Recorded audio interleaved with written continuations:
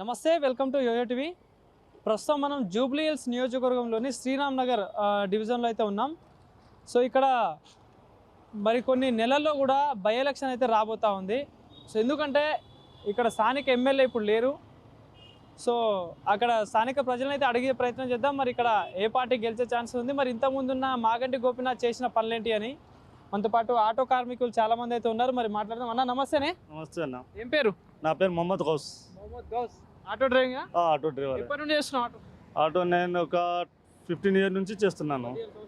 అవును. ఎట్లుంది దందా? ఇప్పుడు మొత్తం దందా ఏం లేదు. బస్సెస్ ఫ్రీ చేశారు కాంగ్రెస్ గవర్నమెంట్. మాకు ఏం బెనిఫిట్ లేదు. 12,000 ఇస్తా అని చెప్పాడు, ఇంతవరకు ఇవ్వలేదు. ఏం లాభం లేదు ఈ గవర్నమెంట్ నుంచి. మాకు ఏం బెనిఫిట్ కాలేదు ఇంతవరకు. ఏం బెనిఫిట్ కాలేదు ఇంతవరకు. 12,000 ఇస్తాము, ఇది ఇస్తాము. 2 ఇయర్ అయిపోయింది. ఇంతవరకు ఒక్క రూపాయి కూడా వేయలేదు. గవర్నమెంట్ ఫస్ట్ చెప్పారు మేము ఇది మీకు ఇస్తా అని చెప్పారు. 12,000 ఆటో డ్రైవర్కి ఇస్తాను. మేము ధర్నా కూడా చేస్తాం, ఒక్క కూడా రూపాయి రాలేదు. ఇదే నార్మల్ గా మీరు రోజు మొత్తం ఆటో తోలుతా ఉంటారు కదా, మరి ఇంత ముందు గవర్నమెంట్ లో ఉన్నప్పుడు ఎంత వచ్చేది, ఇప్పుడు ఎంత వస్తుంది? అప్పుడు మాకు ఒక 1,500 to 1,500 వరకు మేము లాభం ఉన్నది. ఇప్పుడు మొత్తం పోయి 1,000 రూపీస్ మాకు మిగిలేదు. ఇప్పుడు 500 కూడా మిగిలినకి అవసరమే లేదు. మొత్తం లాస్ అవుతుంది. ఫ్యామిలీ ఎలా నడపాలి, స్కూల్ ఎలా పిల్లలకు పంపాలి, మొత్తం ప్రాబ్లం ఉన్నది. ఏం లాభం లేదు. ఇబ్బంది ఉన్నది. అందుకోసం ప్రాబ్లం. ఇంతమంది ఖాళీ ఉన్నది. ఒక బస్సెస్ ఫ్రీ చేసేసారు. ఆటో డ్రైవర్కి ఏం లేదు. ఆన్లైన్ బిజినెస్ ఉన్నది. ర్యాపిడో ఓలా నుంచి కూడా తక్కువ ఇస్తున్నారు రేట్. మొత్తం తక్కువ ఉన్నది. మేము పోతాం 150కి ఓలా ఇస్తున్నా 80 రూపీస్. దానిలో కూడా వారు కమిషన్ తీసుకుంటున్నారు 30 రూపీస్ ఒక బుకింగ్కి. మాకు ఏమొస్తుంది? అన్యాయం ఉన్నది. ఆటో వాళ్ళకి ప్రభుత్వం ఏదో ఒకటి చేయాలి కంపల్సరీ. చెప్తారు, ఎలక్షన్ వచ్చేటప్పుడు చెప్తారు మేము ఇది ఇస్తాం. ఎలక్షన్ ఎవరు రాలేదు ఇక్కడ ఇంతవరకు, ఎవరు రాలేదు. ఇప్పుడు ఈ జూబ్లీ హిల్స్ నియోజకవర్గం విషయానికి వస్తే, మరి ఇక్కడ మీ ఎమ్మెల్యే మాగంటి గోపీనాథ్ మొన్న చనిపోవడం జరిగింది కదా. సో ఇట్లాంటి వ్యక్తి ఆయన అడు మంచిగా వాడు ఏం ప్రాబ్లం లేదు మనకి. దాంతో మాకు ఏమున్నది, ఆటో స్టాండ్కి అదే ప్రాబ్లం చెప్పాలి మేము. చేశారు పని చేశారు. మంచిగా ప్రాబ్లం ఉందని వెళ్తే ఎట్లా ఉంటుంది? మంచిగా ఎప్పుడైనా వస్తారు. ఏదైనా ప్రాబ్లం ఉంటే వస్తారు.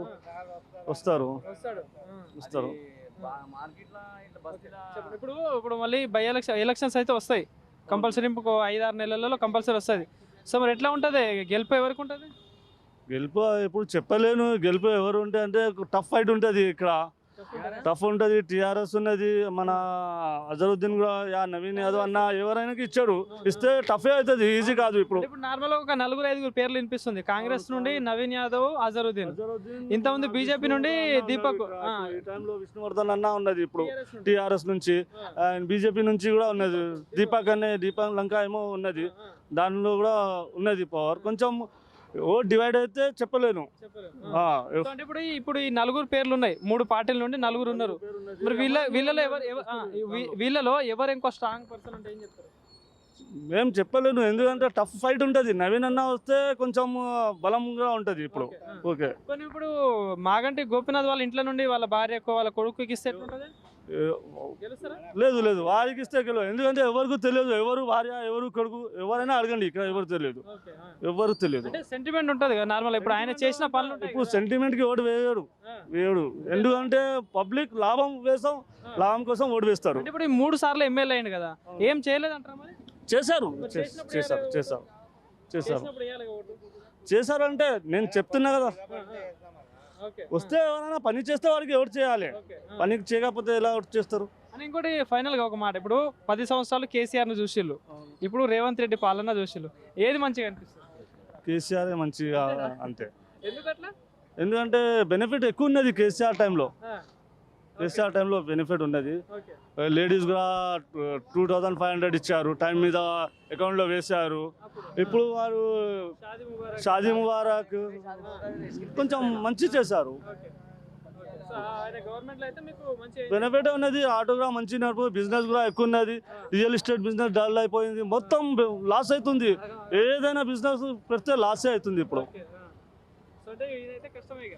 కష్టం అంటే చెప్పలేను, కష్టం కొంచెం కాంగ్రెస్ కష్టం అంటున్నా.